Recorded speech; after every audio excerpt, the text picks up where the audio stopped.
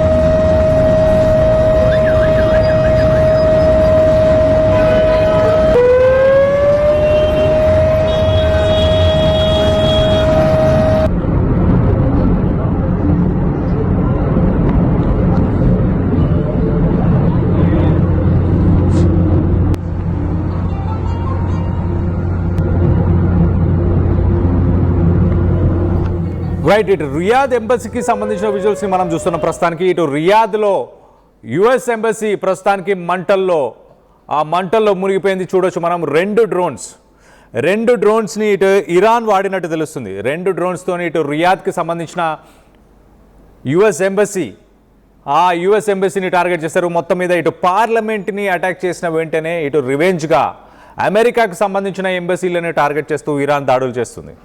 మరో పక్కన ఇటు ఇజ్రాయెల్ ఒక్కసారి చూస్తే కనుక ఇజ్రాయెల్లో కూడా ఇటు మిసైల్స్ వర్షాన్ని ఇరాన్ కురిపిస్తుంది. కొన్ని ఏరియాస్కి సంబంధించిన వీడియోస్ని మనం చూస్తే కనుక ఇటు గాజాని తలపిస్తున్నాయి. అక్కడున్న బిల్డింగ్స్ అంతగా ధ్వంసం అయిపోయాయి. దానికి సంబంధించిన వీడియోలు ప్రస్తుతానికి సోషల్ మీడియాలో చక్కర్లు కొడుతున్నాయి. ఒక్కసారి మనం విజువల్స్లో చూడొచ్చు. చాలా క్లియర్గా ఇటు పార్లమెంట్ని అటాక్ చేస్తే రివెంజ్ తీసుకుంటాం, ఖచ్చితంగా దానికి ప్రతిచర్యలు ఉంటాయంటూ ఇరాన్ చెప్పుకొస్తుంది. ఇప్పటిదాకా ఇరాన్ యూజ్ చేసిన మిసైల్స్ అన్నీ కూడా ఒక ఓల్డ్ స్టాక్ అని చెప్పొచ్చు, చాలా పాత మిసైల్స్ అని చెప్పొచ్చు, తక్కువ రేంజ్ తక్కువ డిస్ట్రక్షన్ చేయగలిగిన మిసైల్స్ మాత్రమే. కానీ రానున్న రోజుల్లో ఇటు ఫతా 2 లాంటి డేంజరస్ సూపర్సోనిక్ మిసైల్స్, చాలా హై స్పీడ్ చాలా హై ఆల్టిట్యూడ్, అంటే సాధారణంగా ఒక మిసైల్ని లాంచ్ చేసిన తర్వాత ఒకటే డైరెక్షన్లో ఒకటే ఆల్టిట్యూడ్లో దాని పాత్ని దాని దారిని ఒకసారి ఫిక్స్ అవుతే అదే దారి గుండా వెళ్తూ ఉంటాయి. దాన్నే యాంటీ మిసైల్ డిఫెన్స్ సిస్టమ్, ఇటు ఎయిర్ డిఫెన్స్ సిస్టమ్స్ దాన్ని ఆ ట్రాక్ని, ఆ పాత్ని ట్రాక్ చేసి వాటిని న్యూట్రలైజ్ చేస్తుంటాయి, వాటిని అడ్డుకునే ప్రయత్నం చేస్తాయి. కానీ ఈ ఫతా-2 అనే మిసైల్ ఏదైతే ఉందో అది ఆల్రెడీ లాంచ్ అయిన తర్వాత కూడా దాని డెస్టినేషన్, దాని పాత్ని, అంటే అది వెళ్ళే దారిని కూడా మార్చుకోగలుగుతుంది. ఒక్కసారిగా డైరెక్షన్స్ మార్చే అంత సామర్థ్యం కలిగింది ఫతా-2. ఆ ఫతా-2ని ప్రస్తుతానికి ఇజ్రాయెల్ ఎదుర్కోలేని పరిస్థితి.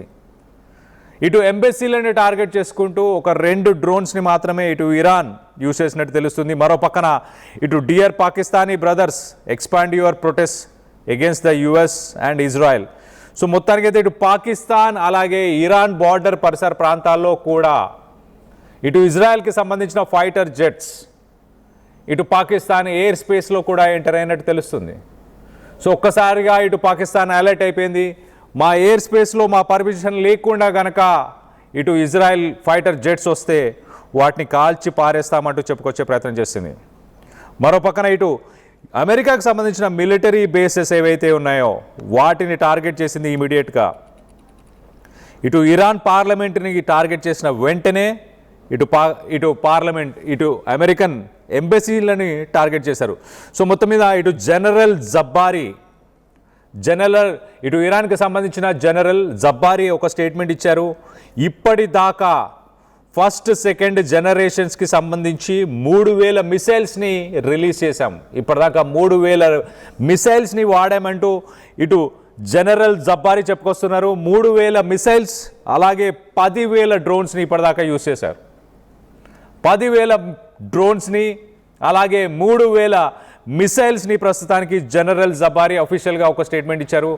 3,000 మిసైల్స్ అలాగే 10,000 డ్రోన్స్. ఈ missiles first generation, second generation, అదే మనం ఇప్పటిదాకా మాట్లాడుకుంది. ఇటు ఫస్ట్ జనరేషన్, సెకండ్ జనరేషన్ మాత్రమే యూజ్ చేశారు. లేటెస్ట్ టెక్నాలజీ అంటే ఇటు ఫతా-2 లాంటి మిసైల్స్ని ఇప్పటిదాకా లాంచ్ చేయలేదు. రానున్న రోజుల్లో ఇంకా ఆ మిసైల్స్ని వాడే అవకాశం ఉంది. అమెరికన్స్ హ్యావ్ రీలొకేటెడ్, ఇటు జనరల్ జబారీ మరొక స్టేట్మెంట్ ఇచ్చాడు. Americans have relocated the majority of their air craft to cypress. We will launch so many missiles at Cyprus that they will be forced to flee from there as well. So మొత్తానికైతే American air force తమ లొకేషన్స్ని ఇటు Gulf దేశాల నుంచి అలాగే Israel నుంచి ఆ లొకేషన్స్ని change చేసుకున్నారు. ఇటు ఇరాన్ కంటిన్యూస్గా గల్ఫ్ దేశాలని అలాగే ఇటు ఇజ్రాయెల్ని టార్గెట్ చేయడంతో American fighter jets, American air craft ఇటు సిప్రస్ అనే మరొక మిడిల్ ఈస్ట్ దేశానికి ప్రస్తుతానికి షిఫ్ట్ చేసినట్టు ఇటు ఇరాన్ ఆఫీషియల్గా చెప్పుకొస్తుంది. ఇటు సిప్రస్ అనే దేశానికి ప్రస్తుతానికి అమెరికన్ ఎయిర్ క్రాఫ్ట్ని షిఫ్ట్ చేశారు. ఆ సిప్రస్ అనే దేశం పైన ఎన్ని మిసైల్స్ వదులుతామంటే ఆ మిసైల్స్కి అక్కడి నుంచి అమెరికా పారిపోవాలి, అన్ని మిసైల్స్ని వదులుతామంటూ ఇటు జనరల్ జబ్బారీ ఆఫీషియల్గా ఒక స్టేట్మెంట్ అయితే తీసుకొచ్చారు. సో మరొక పక్కన ఇటు అలీ లరిజానీ ఒక స్టేట్మెంట్ ఇచ్చారు. ఇరాన్కి సంబంధించిన అలీ లరిజానీ ఇటు ఖమేనీ తర్వాత ఒక సక్సెసర్ అని చెప్పొచ్చు. ఖమేనీ ఆఫీషియల్గానే నేను చనిపోయినాక ఇరాన్ డిఫెన్స్ కావచ్చు, ఇరాన్ ఇంటెలిజెన్స్ కావచ్చు, ఇరాన్ అఫైర్స్, ఎక్స్టర్నల్ అఫైర్స్ కావచ్చు, అన్నీ ఇటు అలీ లరిజానీ చూస్తారు అంటూ చెప్పుకొచ్చారు. ఆ అలీ లరిజానీ ఒక స్టేట్మెంట్ ఇచ్చారు. As in the past 300 years, Iran did not start this war and our brave armed forces have not engaged in any attacks except in defense. We will fiercely defend ourselves and our 6,000 years old civilization regardless of the cost and will make the enemies sorry for their miscalculation. So మొత్తానికైతే గడిచిన 300 సంవత్సరాలలో మేము ఎలాంటి యుద్ధానికి వెళ్ళలేదు, ఎవరిపైన మేము యుద్ధానికి వెళ్ళలేదు, మమ్మల్ని మేము డిఫెండ్ చేసుకున్నాము, మమ్మల్ని మేము ఓన్లీ డిఫెండ్ మాత్రమే చేసుకున్నాము. కానీ ప్రస్తుతానికి ఇప్పుడు ఖచ్చితంగా అమెరికాకి చుక్కలు చూపిస్తాము, వాళ్ళు చేసిన క్యాలిక్యులేషన్స్ అవన్నీ కూడా మిస్కాలిక్యులేషన్స్ అని ప్రూవ్ చేస్తాము. 6,000 సంవత్సరాల చరిత్ర కలిగిన ఒక సివిలైజేషన్ మాది. ఇరాన్ 6,000 సంవత్సరాల చరిత్ర కలిగింది, దాన్ని మేము కాపాడుకుంటాము. ఎలాంటి at the rate of regardless of the cause. So ఎంత నష్టపోతున్నాం అనేది కూడా మాకు అనవసరం, ఎంత నష్టపోయినా కూడా పర్వాలేదు, ఖచ్చితంగా గట్టి సమాధానాన్ని ఇస్తాము అంటూ ఇటు అలీ లరిజాని కూడా చెప్పుకొస్తున్నారు. సో మొత్తం మీద ఇటు ఇరాన్ నుంచి ఆఫీషియల్ స్టేట్మెంట్స్ వస్తున్నాయి. We have deployed the state of the art Fattah two hypersonic ballistic missile against strategic assets of American regime in the region. So మొత్తానికైతే ఇరాన్ వాడుతున్న మిసైల్స్ దాదాపు 3000 మిసైల్స్ని ఇప్పుడు కదాకా ఫస్ట్ జనరేషన్ సెకండ్ జనరేషన్కి సంబంధించి 3000 మిసైల్స్ 10,000 డ్రోన్స్ని యూజ్ చేశారు. So 3000 missiles 10,000 drones వల్ల ఇటు అమెరికన్కి సంబంధించిన ఫైటర్ జెట్స్ అన్ని కూడా ఇటు మిడిల్ ఈస్టర్న్ కంట్రీస్ నుంచి ఒక్కసారిగా మరొక మిడిల్ ఈస్టర్న్ కంట్రీ సిప్రస్ లాంటి దేశానికి షిఫ్ట్ చేసినట్టు తెలుస్తుంది.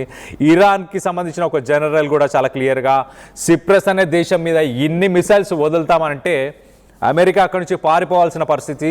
అన్ని మిసైల్స్ చెప్పలేనన్ని మిసైల్స్ని సిప్రస్ అనే ఒక దేశం మీద వదులుతామంటూ మొత్తానికైతే ఇరాన్కి సంబంధించిన జనరల్ జబారీ చెప్పుకొచ్చారు. సో మొత్తం మీద లేటెస్ట్ డెవలప్మెంట్ అనుకోవచ్చు.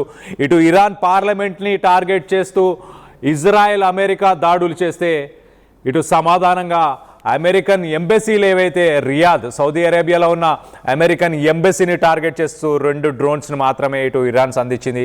2 డ్రోన్స్తోనే ఇటు అమెరికన్ ఎంబసీ కుప్పకూలిపోయింది.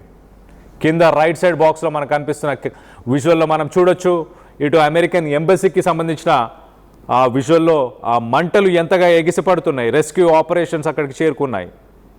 సో మొత్తం మీద ఇటు అమెరికాకు సంబంధించిన ఎయిర్ క్రాఫ్ట్స్ ఫైటర్ జెట్స్ అన్ని కూడా ప్రస్తుతానికి ఎక్కడ దాక్కోవాలో అర్థం కాక సిప్రస్ అనే దేశానికి వెళ్ళాయి. ఆ సిప్రస్ అనే దేశాన్ని కూడా వదిలిపెట్టాం, అక్కడున్న ఎయిర్ బేసెస్ని కూడా టార్గెట్ చేస్తాం. ఇటు సినిమాలో చెప్పినట్టే సినిమాలో డైలాగ్స్ ఎలాంటి డైలాగ్స్ చెప్తారో అలాంటి డైలాగ్స్ ఇటు జనరల్ జబారీ చెప్తున్నాడు.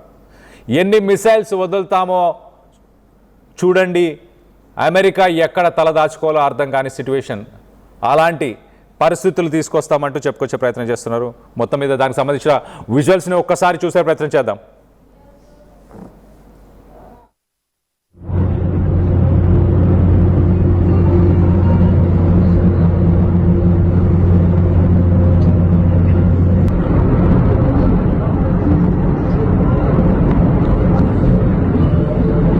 అసలైన తొలి వెలుగు. ఫాలో వాట్సాప్ @తొలి వెలుగు official.